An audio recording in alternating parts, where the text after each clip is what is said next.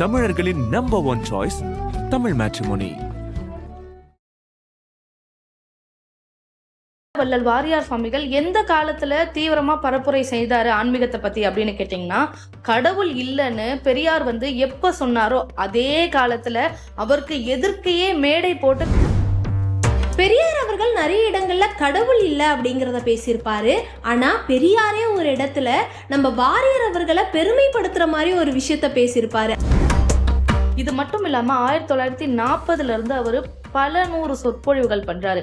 கணக்கே இல்லாம சொற்பொழிவுகள் பண்றாரு. கடவுள் மேல அவருக்கு அவ்வளவு பக்தி. அப்படி சொற்பொழிவு செஞ்சு வந்த பணத்தை அவர் என்ன பண்ணிருப்பாருன்னு நீங்க நினைக்கிறீங்க? அம்மாவோட பேரையுமே இனிஷியலா வைக்கிறாங்க. இது நிறைய பேருக்கு தெரிஞ்சிருக்கும். ஆனா இதை யாரு ஃபர்ஸ்ட் தொடங்கினாங்க அப்படிங்கிறது பல பேருக்கு தெரிஞ்சிருக்காது. முக்கியமா அவர் இறக்கறதுக்கு ஒரு சில மாதங்களுக்கு முன்னாடியே அவருடைய இறப்பை அவரே கணிச்சிருக்கிறாரு. ஆன்மீகத்துக்கு முன்னாடி பணம் அப்படின்றது வெறும் காகிதம் தான் அப்படின்றத தன்னுடைய வாழ்க்கையில நிரூபிச்சவர் யாரு அப்படின்னு பாத்தீங்கன்னா வள்ளல் வாரியார் சுவாமிகள் தான். ஆதன் ஆன்மீகம் நேயர்களுக்கு வணக்கம். நான் உங்கள் ஷாம்லா. நான் உங்கள் தமிழ். ஷாம்லா, நீங்க ஒரு விஷயம் மட்டும் யோசிச்சிருக்கீங்களா? இப்ப நடக்கிறது கலியுகம். இந்த கலியுகத்துல எல்லாருமே எந்த விஷயத்த தேடி ஓடுறாங்கன்னா, முருகர் அப்படின்ற ஒரு கடவுளை தேடி ஓட ஆரம்பிக்கிறாங்க. முருகரை கெட்டியா பிடிச்சுக்கணும் அப்படின்னு நினைக்கிறாங்க.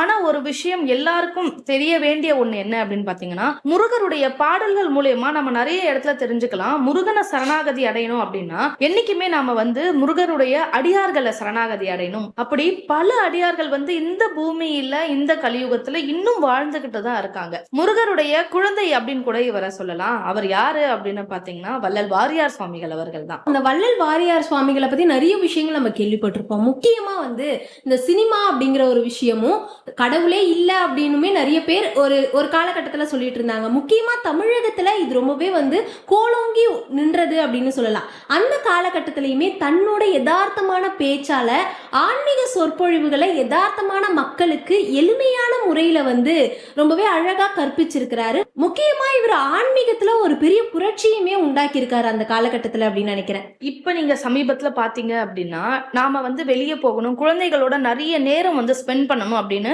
நிறைய படங்களுக்கு போறோம், தியேட்டர்களுக்கு போறோம், மால்களுக்கு எல்லாம் போறோம், பீச்சுக்கு போறோம். இதுதான் இந்த காலத்துல நடக்கக்கூடிய வழக்கமா இருக்கு.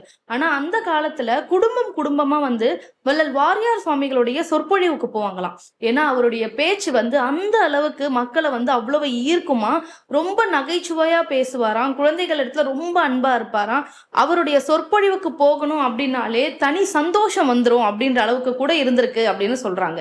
அதே போல வள்ளல் வாரியார் சுவாமிகள் எந்த காலத்துல தீவிரமா பரப்புரை செய்தாரு ஆன்மீகத்தை பத்தி அப்படின்னு கேட்டீங்கன்னா, கடவுள் இல்லைன்னு பெரியார் எப்ப சொன்னாரோ அதே காலத்துல அவருக்கு எதிர்க்கையே மேடை போட்டு கடவுள் உண்டு அப்படின்னு வள்ளல் வாரியார் சுவாமிகள் சொல்லியிருக்காரு. இதனாலே இவர் 64வது நாயன்மார் அப்படின்னு மக்களால பாராட்ட பெற்றவர். இவருக்கு முருகரை ரொம்ப பிடிக்கும்னு சொன்னீங்க. ஆனா முருகருக்கே இவரை எவ்வளவு பிடிக்கும் அப்படிங்கிறதுக்கு ஒரு சின்ன உதாரணம் தான். இவரு காங்கையநல்லூர் அப்படிங்கிற ஒரு கிராமத்துலதான் பிறந்திருக்கிறாரு. இந்த கிராமத்துல பிரசித்தி பெற்ற ஒரு முருகர் கோவில் இருக்கு. மலையதாசர் கனகவல்லி அப்படிங்கிற இந்த தம்பதியருக்கு மொத்தம் 11 குழந்தைகள். அந்த 11 குழந்தைகள்ல இவரும் ஒரு குழந்தை. இவங்க அம்மா அப்பா இவருக்கு கிருபானந்த வாரி அப்படிங்கிற பேரை தான் வச்சிருக்காங்க. ஆனா அப்போ அவங்க அம்மா அப்பாக்கு தெரியாது. இவர் நிறைய முருகர் கோவில்ல திருப்பணி செய்து கிருபானந்த வாரியார் அப்படிங்கிற பட்டத்தை பெறுவார்னு தெரியாது. முக்கியமா மக்களால ரொம்பவே ஆசையா திருமுருக கிருபானந்த வாரியார் அப்படிங்கிற ஒரு அழகிய பேர்லயுமே இவரை எல்லாருமே அழைச்சிருக்காங்க அப்படின்னு நினைக்கிறேன். இதை தாண்டி இவரை வள்ளல் வாரியார் சுவாமிகள் அப்படின்னும் சொல்லுவாங்க. எனக்கு வள்ளல் வாரியார் சுவாமிகள்கிட்ட ரொம்ப பிடிச்சமான விஷயம் என்ன அப்படின்னா, எல்லாருக்குமே ஒரு குரு இருப்பாங்க. ஆனா இவரோட தந்தை தான் குருவே. தேவாரம், திருவாசகம், திருப்புகழ் இது எல்லாத்தையுமே அவர் தந்தை கிட்ட இருந்து தான் கத்துக்கிறாரு. இது மட்டும் இல்லாம திருப்புகழ் ஐயர் சுவாமிகள்னு ஒருத்தர் இருக்காரு. அவருமே இவருக்கு குருவா இருந்திருக்காரு. நீங்க ஒரு விஷயம் இதுல பாக்கணும் ஷாம்லா, ஒரு 10 வயது குழந்தை தன்னுடைய ஞாபக சக்தியில எவ்வளவு விஷயத்த வச்சுக்க முடியும்னு நீங்க நினைக்கிறீங்க. ஆனா வள்ளல் வாரியார் சுவாமிகள் தன்னுடைய 10 வயதுல கிட்டத்தட்ட 10,000 பாட்டை ஞாபகமா வச்சிருப்பாராம். நிறைய சொற்பொழிவுகள் அவங்க அப்பா போகும்பொழுது கூட போய் அந்த இடங்கள்ல அவர் கத்துக்கிட்ட பாடல்கள் எல்லாத்தையும் மற்ற குழந்தைகளுக்கு சொல்லி கொடுப்பாராம். அந்த சின்ன வயதிலேயே வள்ளல் வாரியார் சுவாமிக்கு எவ்வளவு ஞானம் இருந்திருக்கு பாருங்க. அவருடைய அப்பாவுமே வந்து ஒரு சொற்பொழிவாளர் தான். தன்னை பார்த்து வந்து தன்னோட மகனும் சொற்பொழிவாளராக ஆகக்கூடாது, ஏன்னா வந்து சொற்பொழிவு ஆற்றுறதுனால எவ்வளோ கஷ்டங்கள் இருக்கு அப்படின்னு தெரியும். நார்மலாவே வந்து ஆன்மீக சொற்பொழிவுனா அந்த காலத்துல நின்றுக்கிட்டு தான் பேசுவாங்களாம். அது வந்து ஒரு 7 மணி நேரத்துல 8 மணி நேரம் வரை அவ்வளோ நேரம் நின்னோம்னா நம்ம காலெல்லாம் வலிக்கும். அதே கஷ்டம் நம்மளுடைய மகன் படக்கூடாது அப்படிங்கிறதுக்காகவே தன்னோட மகன் வீணை வித்வானா ஆகணும் அப்படிங்கிற ஆசை அப்பையில இருந்தே அவருக்கு இருந்திருக்கு. கிருபானந்த வாரியர்களுமே தன்னுடைய தந்தை என்ன ஆசைப்பட்டாரோ அதை கண்டிப்பா நம்ம செய்யணும் அப்படிங்கிறதுக்காகவே அவரும் ஒரு வீணை வித்தகராகவுமே ஆயிருக்காரு. அது மட்டும் இல்லாம தொடர்ந்து ஆன்மீக சொற்பொழிவுமே வந்து நடத்தியிருக்காரு. முக்கியமா இவர் இதுல ஒரு புரட்சி பண்ணியிருக்காரு அப்படின்னே சொல்லலாம். காரணம் என்னன்னா, அமர்ந்து வந்து ஆன்மீக சொற்பொழிவுமே பண்ணலாம் அப்படின்ட்டு ஒரு முன்னுதாரணமா இவர் தான் வந்து திகழ்ந்திருக்கிறாரு அந்த காலத்திலேயே. அவர் அன்னைக்கு தொடங்கி வைத்ததுதான் இன்னைக்கு வரைக்குமே ஆன்மீக சொற்பொழிவு அப்படின்னாலே எல்லாருமே அமர்ந்து பண்ணிட்டு இருக்காங்க. நம்ம சமீபத்துல நிறைய சொற்பொழிவுகள் பாக்குறோம். இது மட்டும் இல்லாம 1940 இருந்து அவரு பல 100 சொற்பொழிவுகள் பண்றாரு. கணக்கே இல்லாம சொற்பொழிவுகள் பண்றாரு. கடவுள் மேல அவருக்கு அவ்வளவு பக்தி. அப்படி சொற்பொழிவு செஞ்சு வந்த பணத்தை அவர் என்ன பண்ணிருப்பாருன்னு நீங்க நினைக்கிறீங்க? மொத்த பணம் 1 லட்சம் ரூபாய் வந்திருக்கு. அந்த காலத்துல 1 லட்சம் ரூபாய் அப்படின்றது ஒரு பெரிய தொகை. அந்த தொகை மொத்தத்தையும் சேர்த்து கந்தர் மலை அப்படின்ற ஒரு இடத்துல ஒரு இடம் வாங்குறாரு அப்படின்னும் போதே நம்ம எல்லாருக்குமே ஒரு சேவிங்ஸ்க்காகன்னு நினைப்போம். ஆனா கண்டிப்பா அவர் அந்த இடத்துல அந்த மாதிரி பண்ணல. அவர் என்ன பண்றாரு அப்படின்னு பாத்தீங்கன்னா, அருணகிரிநாதர் அரசாலை அப்படின்னு ஒண்ணு ஓபன் பண்றாரு. எந்த தந்தை சொற்பொழிவு வேணா வீணை வித்வானா மாறணும்னு சொல்றாரோ அந்த தந்தையுடைய பொற்கரங்களாலே திறந்து வைக்கிறாங்க. அப்படி திறந்து வச்சு திருப்புகழுடைய மேன்மையை வந்து அந்த அரசாலையில எல்லாருக்கும் சொல்லி கொடுக்குறாங்க. தன்னுடைய வாழ்க்கையில திருப்புகழ் அப்படின்ற ஒரு விஷயம் வந்து எந்த அளவுக்கு முக்கியமா அவர் பார்த்திருக்காரு அப்படின்னு நீங்க பாத்தீங்கன்னா, தான் சம்பாதித்த முதல் பணத்தை வச்சு தன்னுடைய பெற்றோருக்கு எதுவும் செய்யல, தன்னுடைய குடும்பத்துக்கு எதுவும் செய்யல, அருணகிரிநாதருக்காக செய்தார், முருகருக்காக செய்தார். அருணகிரிநாதர் மேலையும் முருகர் மேலையும் எவ்வளவு பற்றோட அவர் இருந்தாரு அப்படிங்கறத நீங்க சொன்னீங்க. இதுக்கு இன்னொரு எடுத்துக்காட்டுமே இருக்கு. வள்ளல் வாரியார் சுவாமிகள் வந்து எப்பயுமே அவருடைய மடியில வந்து ஒரு முருகர் சிலையை வச்சிருப்பாராம். முக்கியமா அவர் ஒரு பெரிய முருக பக்தர் அப்படிங்கறது நம்ம எல்லாருக்குமே தெரியும். அவர் மடியில அந்த சிலையை வச்சிருக்காருல, அந்த சிலைக்கு எப்பயுமே பூஜை புனஸ்காரம் பண்ணாம ஒரு வேளை கூட மறந்து கூட அவர் உணவு அருந்தவே மாட்டாராம். அதே மாதிரி ஒவ்வொரு இடத்துக்கும் போய் அவர் ஆன்மீக சொற்பொழிவு பண்ணும் போதுமே வயலூர் முருகரையும் காங்கையநல்லூர் முருகரையுமே அவர் வேண்டிக்கிட்டு அதுக்கப்புறம் தான் அவருடைய வேலைகளை ஸ்டார்ட் பண்ணுவாராம். அதை கேட்கும் போதே வியப்பா இருக்குல்ல. எப்பயுமே நம்ம ஒரு விஷயம் பண்றோம் அப்படின்னா எல்லா நாளும் பண்ணுவோம், திடீர்னு ஏதாவது ஒரு அர்ஜென்ட்ல அதை மறந்துடுவோம். ஆனா அவர் வந்து எப்பயுமே சதாசிவம் அதை மட்டுமே நிந்தனையாவே இருந்திருக்காருல. அதை வந்து நம்ம எப்படி சொல்லலாம் அப்படின்னு பாத்தீங்கன்னா, முதலும் முருகன் தான், முடிவும் முருகன் தான். ஏன்னா நம்ம வள்ளல் வாரியார் சுவாமிகள் வந்து எந்த அளவுக்கு இருப்பாரு அப்படின்னு பாத்தீங்கன்னா, ஒவ்வொரு சொற்பொழிவுலையுமே வந்து முதல் பாட்டா திருப்புகழ்ல இருந்து ஆரம்பிப்பாரு. கைத்தல நிறைகனி அப்படின்னு விநாயகருக்கு சொல்லக்கூடிய ஒரு பாட்டுல ஆரம்பிச்சு முடிக்கும் பொழுது நிச்சயமா இந்த ஒரு பாட்டோட தான் முடிப்பாராம். என்ன பாட்டு அப்படின்னு பாத்தீங்கன்னா, குருவாய் வருவாய் அருள்வாய் குகனே அப்படின்னு சொல்லிட்டு, அதாவது ஆரம்பிக்கிற இடத்துலயும் முருகன் இருக்காரு, முடிக்கிற இடத்துலயும் முருகன் இருக்காரு. இன்னொரு விஷயம் ஷாம்லா, நீங்க சமீபத்துல ஒரு விஷயம் கேள்விப்பட்டிருக்கீங்க, திருப்பரங்குன்றம் மலை வந்து சிகந்தர் மலை அப்படின்னு சொல்லிட்டு. இது இன்னைக்கு நேத்து நடக்கிற பிரச்சனைன்னு தான் நம்ம எல்லாருமே நினைச்சிருப்போம். ஆனா வள்ளல் வாரியார் சுவாமிகளை பத்தி படிக்கும் பொழுதுதான் தெரிஞ்சது இது அவருடைய காலத்துல இருந்தே இருந்த பிரச்சனை. வள்ளல் வாரியார் சுவாமிகள் அவர்கிட்ட ஒரு ஊடகவியலாளர் கேட்கிறாரு, திருப்பரங்குன்றம் மலையை வந்து சிகந்தர் மலைன்னு சொல்றாங்களே, இதை வந்து நீங்க எப்படி சார் பாக்குறீங்க அப்படின்னு சொல்லிட்டு. அப்ப அவர் ஒரு கணம் கூட யோசிக்கலையா, யோசிக்காம ஏன் சொன்னா என்ன தப்பு அப்படின்னு கேட்டாராம். அந்த ஊடக நண்பர் உடனே, என்ன சார் முருக பக்தர் நீங்க இப்படி சொல்லலாமா அப்படின்னு சொல்லிட்டு. அப்ப உடனே அவர் சொல்றாராம், நீங்க வந்து இந்த கோணத்துல பாருங்க, முருகனுடைய தந்தை யாரு? சிவன். அப்ப இனிஷியல் என்ன? சி. முருகருக்கு இன்னொரு பெயர் கந்தர். அப்ப சி கந்தர், கரெக்ட் தானே? அப்ப முருகனுடைய திருப்பரங்குன்றம் மலைக்கு சிகந்தர்னு சொல்லலாமே, தப்பு இல்லையே அப்படின்னு கேட்டிருக்காரு. இது மூலியமா நம்ம ரொம்ப முக்கியமான ஒரு விஷயத்த நோட் பண்ணணும்ப்பா. என்ன அப்படின்னு நீங்க பாத்தீங்கன்னா, மதங்களை கொண்டு மனிதர்களை பிரிக்கவே கூடாது அப்படின்ற ஒரு விஷயத்துல வள்ளல் வாரியார் சுவாமிகள் வந்து ரொம்ப தீர்க்கமா இருந்திருக்காரு. மதங்கள் என்னைக்குமே ஆன்மீகத்துக்கு அப்பாற்பட்டது அப்படின்ற ஒரு விஷயத்திலுமே வள்ளல் வாரியார் சுவாமிகள் வந்து ரொம்ப தீர்க்கமா இருந்திருக்காரு. வாரியார் அவர்கள் பல கோவில்களுக்கு திருப்பணி செஞ்சிருந்தாலுமே முருகருடைய இருக்கக்கூடிய கோவிலுக்கு திருப்பணி செய்யறது அப்படின்னா அவருக்கு ரொம்ப பிடிச்ச ஒரு விஷயமா அமைஞ்சிருக்கு. முக்கியமா இந்த வயலூர் கோவிலை பத்தி பேசணும் அப்படின்னு நினைக்கிறேன். அவருடைய இந்த வயலூர் கோவிலுக்கு திருப்பணி செய்யறதுக்காக அவர் கையில அப்ப காசு இல்ல. அப்ப வந்து அவர் கூட இருந்த ஒருத்தவர் மூலயமா எம்ஜிஆர் அவர்களை பாக்குறதுக்கு ஒரு வாய்ப்பு கிடைச்சிருக்கு. சின்னப்ப தேவரை சொல்றாங்க. ஆமா. அவர் மூலயமா சின்னப்ப தேவர் மூலயமா எம்ஜிஆரை போய் பார்த்திருக்காரு. வாரியார் அவர்கள் எம்ஜிஆரை பார்த்து இந்த மாதிரி நான் நிறைய கோவில்களுக்கு திருப்பணி பண்ணிக்கிட்டு இருக்கேன், அந்த மாதிரி வயலூர் கோவிலுக்கும் திருப்பணி பண்ணணும், உங்களால முடிஞ்சதை தாங்க அப்படிங்கிற மாதிரி கேட்டிருக்காரு. அதுக்கு எம்ஜிஆர் அவர்கள் கொஞ்சம் கூட யோசிக்காம ஒரு பிளாங்க் செக் எடுத்து எவ்வளவு வேணுமோ ஃபில் பண்ணிக்கோங்க அப்படின்னு சொல்லியிருக்காங்க. ஆனா அப்போ நம்ம வாரியார் அவர்கள் என்ன சொல்லியிருக்காரு, அதெல்லாம் வேணாம், 1000 ரூபாய் போதும், அந்த 1000 ரூபாவையுமே நீங்க உங்க கையால எழுதி கொடுங்க, அதையே நான் மகிழ்ச்சியா வாங்கிட்டு போறேன் அப்படின்னு சொல்லியிருக்காரு. இதை கேட்டு அவரும் ரொம்ப சந்தோஷம் அடைஞ்சு வாங்கி எழுதி கொடுத்துட்டு இருக்காரு. அடுத்தது சிவாஜி வீட்டுக்கும் போயிருக்காரு. சிவாஜி கிட்டையும் இப்ப எப்படி எம்ஜிஆர் கிட்ட எல்லாத்தையும் எக்ஸ்பிளைன் பண்ணாரோ அந்த மாதிரி சொல்லிட்டு இந்த மாதிரி எம்ஜிஆர் கிட்டையும் நான் 1000 ரூபாய் வாங்கினேன் அப்படின்ற விஷயத்தையும் சொல்லியிருக்காரு. அதுக்கு சிவாஜி என்ன சொல்லியிருக்காருன்னா, எம்ஜிஆர் 1000 ரூபாய் கொடுத்தாரா, நான் 1001 ரூபாவா கொடுக்குறேன் அப்படின்ட்டு செக்ல 1001 ரூபான்னு எழுதி கொடுத்துருக்காரு. இதை பார்த்த சீடன் கேட்டிருக்காரு, எம்ஜிஆரே வந்து பிளாங்க் செக் கொடுத்தாரு, அவர்கிட்டயே 2000 ரூபாய் வாங்கிட்டு போயிட்டு இருக்கலாம், நீங்க ஏன் மறுபடியும் சிவாஜி சார் கிட்ட வந்து இதை வேற வாங்குறீங்க அப்படின்னு கேட்டிருக்காரு. அதுக்கு வாரியார் சுவாமிகள் சொல்லியிருக்காரு, எப்பயுமே பாவம் புண்ணியம் எது இருந்தாலும் ஒரே ஆள் கிட்ட வாங்கக்கூடாது, அதை சரிசமமா பிரிச்சு வாங்கணும் அப்படின்னு சொல்லியிருக்காரு.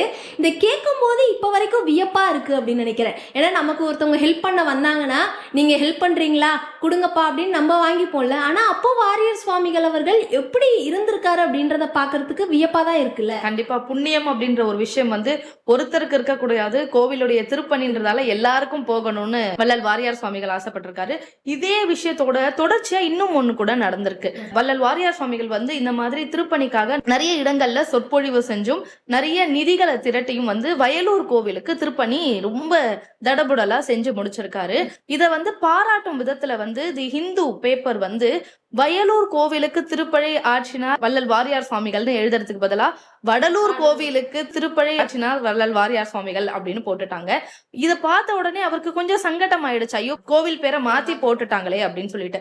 இந்த இடத்துல நாமளா இருந்தா என்ன பண்ணுவோம், மேகசினுக்கு போன் அடிச்சிருப்போம், தப்பா போட்டிருக்கீங்க மாத்துங்கன்னு சொல்லுவோம். ஆனா வள்ளல் வாரியார் சுவாமிகள் என்ன யோசிச்சாரு அப்படின்னு பாத்தீங்கன்னா, முருகன் தான் மூலியமா வடலூர் கோவிலுக்கு திருப்பணி செய்யணும்னு ஆசைப்படுறான், சோ அதையும் நாம செஞ்சிருவோமே அப்படின்னு சொல்லிட்டு 1941 இருந்து 1950 வரைக்கும் ரொம்ப அரும்பாடுபட்டு ₹1 யாராவது கொடுத்தால் கூட அதை இன்முகத்தோட வாங்கி, இன்னைக்கு நாம வந்து தானம் செய்யணும் அப்படின்னாலே அதுக்கு நாம ஒரு தொகை வச்சிருக்கோம், இதுக்கு மேல தானம் கொடுத்தா வாங்க மாட்டாங்க யாரும் அப்படின்னு சொல்லிட்டு. ஆனா வள்ளல் வாரியார் சுவாமிகள் 9 வருடம் அதையும் கணக்கு எழுதி வச்சு ஏப்ரல் மாதம் 1950 24ஆம் தேதி வடலூர் கோவிலுக்கு ரொம்ப மன நிறைவோட திருப்பணிய செஞ்சு முடிச்சாரு.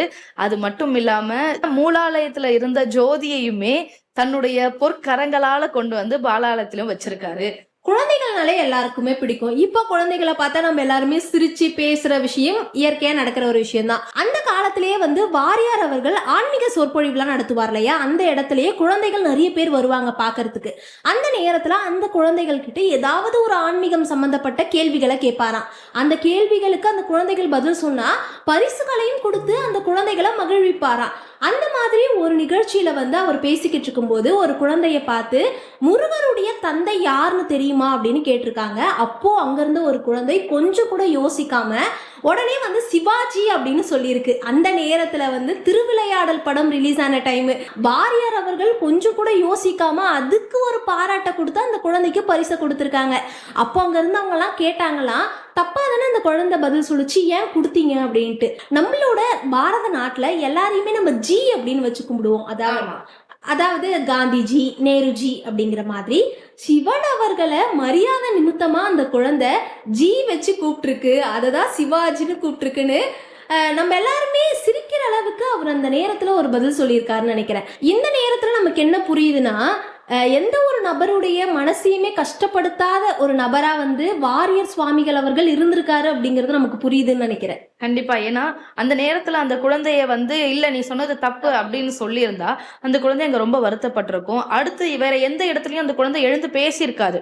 ஏன்னா ஒரு முறை வந்து நம்ம எல்லாரும் நம்மளை பார்த்து சிரிச்சுட்டா நம்ம எவ்வளவு பெரியவங்களா இருக்கும், நம்மளை பார்த்து 2 பேர் சிரிச்சுட்டாலே நாளைக்கு வந்து நம்ம பொது சபையில எழுந்து பேச மாட்டோம். அந்த இடத்துல கூட வள்ளல் வாரியார் சுவாமிகள் வந்து ரொம்ப நகைச்சுவையா அந்த விஷயத்த மாத்தி அந்த குழந்தைக்கு ஒரு கான்பிடென்ட்டை கொடுத்திருக்காரு அப்படின்னு சொல்லணும். சொற்பொழிவு அப்படின்னும் போதுதான் எனக்கு ஒரு விஷயம் தோணுது. என்ன அப்படின்னா, இன்னைக்கு நாம ஒரு வேலை செய்யறோம் அப்படின்னா அதுக்கு நாம ஒரு லிமிட் வச்சிருப்போம். இவ்வளவு அமௌண்ட் இருக்கணும், இவ்வளவு சம்பளம் இருந்தா நான் இந்த வேலையை செய்யறேன் அப்படின்னு சொல்லுவாங்க. ஆனா வள்ளல் வாரியார் சுவாமிகள் ஒரு முறை கூட எனக்கு இதுதான் பணம், சொற்பொழிவு ஆற்றணும்னா நீங்க எனக்கு இது கொடுக்கணும்னு அவர் கேட்டதே கிடையாதான். சொற்பொழிவு அப்படின்னு சொன்னா கடவுளுக்காக தானே வந்து செய்யறேன், நீங்க என்ன கொடுத்தாலும் நான் வாங்கிக்கிறேன். பணமே கொடுக்கலையா, 2 வாழைப்பழம் வெற்றிலை பாக்கு கொடுங்க வாங்கிக்கிறேன். இந்த மாதிரி இருந்திருக்காரு. ஒரு மனிதரால எப்படி இவ்வளவு கடவுள் சிந்தனையோட இருந்திருக்க முடியும் சொல்லுங்க. அவர் வந்து ஏதோ ஆதி காலத்துல வாழ்ந்தவரா, நமக்கு வந்து வாழ்க்கைக்கு வந்து அன்றாட தேவைக்கான விஷயம் இருந்தா போதும் அப்படின்னு நினைச்ச அந்த காலத்துல வாழ்ந்திருந்தாருன்னா இவர் சொல்றது சரி. ஆனா இவர் இந்த நவீனத்துல காலத்துலதான் வாழ்ந்திருக்காரு. இந்த காலத்துல கூட பணம் அப்படின்ற ஒரு விஷயத்த அவர் பெருசா பார்க்கவே இல்லை. ஆன்மீகத்துக்கு முன்னாடி பணம் அப்படின்றது வெறும் காகிதம் தான் அப்படின்றத வந்து தன்னுடைய வாழ்க்கையில நிரூபிச்சவர் யாரு அப்படின்னு பாத்தீங்கன்னா வள்ளல் வாரியார் சுவாமிகள் தான். முக்கியமா வந்து அந்த காலத்துல பள்ளிகள் எல்லாம் வந்து இந்த ஆன்மீக சொற்பொழிவு எல்லாம் வந்து நடத்துவாங்க. அந்த இடத்துல குழந்தைகளுக்காக நான் வந்து சொற்பொழிவு பண்ணனா காசே வேணா நான் ஃப்ரீயா பண்ணி தரலாம் கூட சொல்லியிருக்காரு. அதெல்லாம் கேட்கும் போது எனக்கு வியப்பா இருந்தது. இன்னைக்கு நீங்க எடுத்துக்கிட்டீங்கன்னா ஷாம்லா, திருப்புகழ் அப்படின்ற ஒரு விஷயம் படிக்க கஷ்டமா தான் இருக்கு. வந்து திருப்புகழ டங் ட்விஸ்டர் அப்படின்னு கூட சொல்றாங்க. ஆனா திருப்புகழ் வாழ்க்கைக்கு ரொம்ப முக்கியமான ஒண்ணு, கண்டிப்பா எல்லாரும் கத்துக்கணும்னு வள்ளல் வாரியார் சுவாமிகள் ஆசைப்பட்டாரு. இதனாலேயே மாத இதழ் வெளியிட்டிருக்காரு. என்ன அப்படின்னு பாத்தீங்கன்னா திருப்புகழ் அமிழ்தம் அப்படின்னு சொல்லிட்டு. இந்த மாத இதழ்ல திருப்புகழை எளிமையா எப்படி படிக்கலாம், அதோடைய அர்த்தங்கள் என்ன அப்படின்னு சொல்லிட்டு மாதந்தோறும் திருப்புகழுக்கான ஒரு மாத இதழை வெளியிட்டிருக்காரு. இதனாலே இவருக்கு திருப்புகழ் சக்கரவர்த்தி அப்படின்னு கூட ஒரு பேர் வச்சிருக்காங்க. வாரியார் அவர்கள் எல்லா இடத்துலயுமே வந்து இந்த ஒரு விஷயத்த மட்டும் சிந்தனையில வச்சுக்கிட்டே இருப்பாராம். எப்பயுமே நம்ம யாரையுமே எந்த ஒரு இடத்துலயுமே வந்து கஷ்டப்படுத்திடக்கூடாது, நம்மனால அவங்க முகம் சுழித்திடக்கூடாது அப்படிங்கிறது. பெரியார் அவர்கள் நிறைய இடங்கள்ல கடவுள் இல்லை அப்படிங்கிறத பேசியிருப்பாரு. ஆனா பெரியாரே ஒரு இடத்துல நம்ம வாரியார் அவர்களை பெருமைப்படுத்துற மாதிரி ஒரு விஷயத்த பேசியிருப்பாரு. அதை பார்த்த பிறகு நிறைய பேருக்கு கடவுள் மேல ஒரு நம்பிக்கையுமே உருவாயிருந்தது.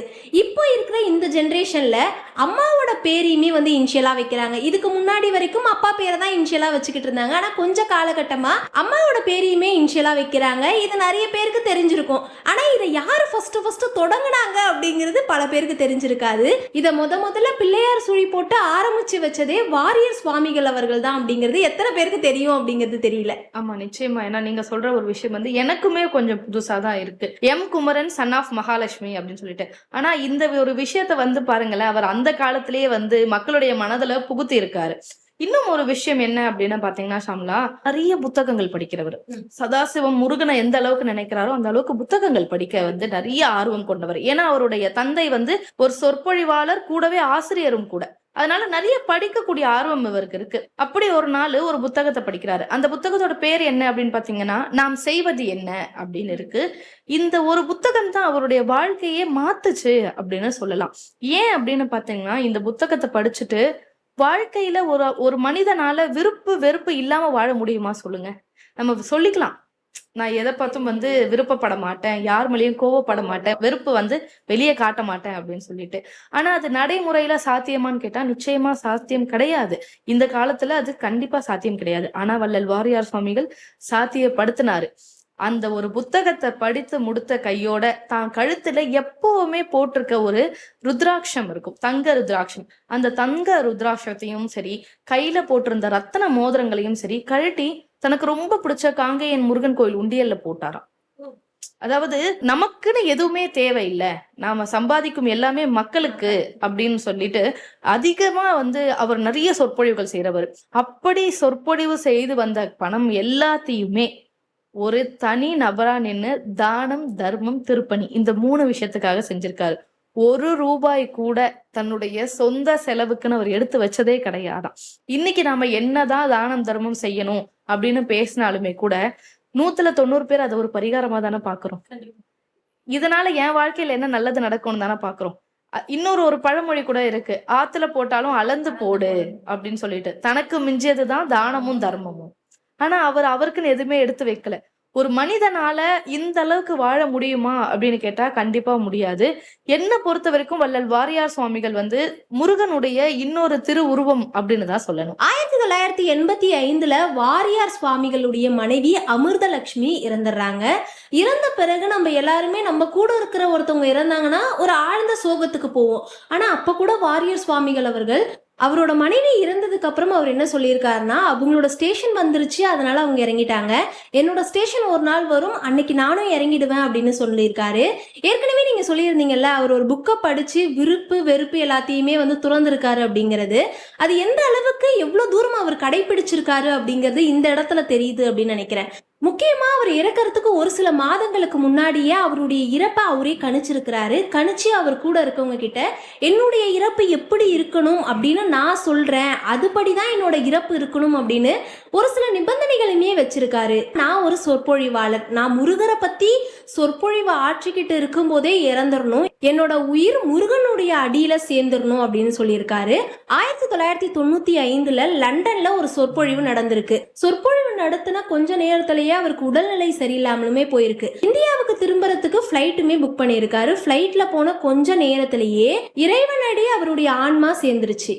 இந்த ஒரு விஷயம் பாருங்க ஷம்லா, நீங்க சொன்ன ஒரு விஷயம் எப்படி இருக்கு அப்படின்னா, எல்லாருக்கும் ஆன்மா பிரிவு அப்படின்ற ஒரு விஷயம் கண்டிப்பா பூமியில தான் நடக்கும். ஆனா அவருக்கு பாருங்களேன், ஆகாய மார்க்கமா நடந்திருக்கு. இறைவன் வந்து மேல ஆகாயத்துக்கு வந்தவரை அப்படியே கூப்பிட்டுக்கிட்டாரு. சோ அந்த ஒரு இறப்பு அப்படின்றது, இந்த மாதிரியான ஒரு இறப்பு வந்து எல்லாருக்கும் அமைஞ்சிருமா அப்படின்னு கேட்டா கண்டிப்பா அமையாது. இதுக்குதான் கடவுளுடைய அருள் தேவை அப்படின்னு சொல்லுவாங்கல்ல, இந்த இடத்துல வந்து கண்டிப்பா அது தேவைப்பட்டதா இருக்கு. இது மட்டும் இல்லாம இன்னும் ஒரு விஷயம் என்ன அப்படின்னு நீங்க பாத்தீங்கன்னா, தனக்கு பல்லே இல்லாம பல நூறு சொற்பொழிவுகள் செஞ்சிருக்காரு. நம்மலாம் இப்பெல்லாம் உட்காந்து ஒரு 10 நிமிஷம் பேசணும் அப்படின்னாலே முதுகு வலிக்கும், கை கால்கள் வலிக்கும்னு நம்ம சொல்றோம். ஆனா பல்லே இல்லாம கிட்டத்தட்ட 100 சொற்பொழிவுகள் செஞ்சிருக்காராம் வள்ளல் வாரியார் சுவாமிகள். இவருடைய நினைவு கோவில் இன்னைக்கும் இருக்கு. அவருடைய சந்ததிகள் வந்து கோவிலை வந்து இன்னைக்கும் பாதுகாத்துட்டு இருக்காங்க. எங்க அப்படின்னு பாத்தீங்கன்னா, அவர் பிறந்து அவருக்கு ரொம்ப விருப்பமான காங்கேயநல்லூர் முருகன் கோவிலுக்கு எதிர்க்கவே, அதாவது சதா சிவமும் முருகனையே நினைச்சிட்டு இருக்க வள்ளல் வாரியார் சுவாமிகள் வந்து இப்ப அவர் எதிர்க்கவே உட்கார்ந்து 24 மணி நேரமும் வந்து முருகனை பார்த்துட்டே இருக்காரு. வள்ளல் வாரியார் சுவாமிகளுக்கு வந்து எந்த அளவுக்கு, நீங்க சொன்னீங்க இல்லையா, அவர் வந்து ஒரு நாள் கூட பூஜை செய்யாம உணவருந்த மாட்டாரு, எப்பவுமே முருகனே நினைச்சிட்டு இருப்பாரு அப்படின்னு சொல்லிட்டு அவர் செய்த அதே விஷயங்கள் அவருக்கும் நடக்குது. ஒரு நாள் கூட அவருக்கு அந்த கோவில்ல பூஜை நிற்பது இல்லை. எல்லா நாளும் பூஜை நடக்குது. நம்ம எப்ப வேணா போய் அவரை தரிசிக்கலாம். ஒவ்வொரு வருடமும் நவம்பர் 7ஆம் தேதி வள்ளல் வாரியார் சுவாமிகளுடைய கோவில்ல குரு பூஜை நடக்குது. குரு பூஜை அப்படின்ற ஒரு விஷயம் வந்து ரொம்ப முக்கியமானது வாழ்க்கையில கண்டிப்பா ஒரு குரு பூஜையாவது நம்ம பார்க்கணும். அப்படி நம்மளோட வாழ்ந்து இன்னைக்கு இறைவன் அடி சேர்ந்த வள்ளல் வாரியார் சுவாமிகளோட குரு பூஜையில கலந்து கொண்டு பல நன்மைகள், வேண்டியது எல்லாத்தையுமே அவர் உயிருடன் இருக்கும் பொழுதே மக்கள் எது கேட்டாலும் ஆசையா செஞ்சு கொடுத்துருவாராம். இப்ப அவர் இறைவனா மாறிட்டாரு. மக்கள் நினைக்கிறத கொடுக்கறதுக்காக தான் அவர் அங்க கோயில் கொண்டு இருக்காரு. முருகரை அடையணும் அப்படின்னா முருக அடியாரை அடையணும். முருகனுடைய நினைவுலயே வாழ்ந்து அவரை சரணாகதி அடைஞ்ச கிருபானந்த வாரியாரை பத்தி நிறைய விஷயங்களை இன்னைக்கு நம்ம பேசியிருந்தோம். முக்கியமா அடுத்து எந்த அடிகளாரை பத்தி பேசணும் அப்படிங்கிறத மக்களே தீர்மானிப்பாங்க அப்படின்னு நினைக்கிறேன். நிறைய விதமான நிகழ்வுகளையும் சம்பவங்களையும் ரொம்பவே அழகா வந்து இன்னைக்கான நிகழ்ச்சியில நம்ம 2 பேருமே பேசியிருந்தோம் அப்படின்னு நினைக்கிறேன். ரொம்பவே நன்றி.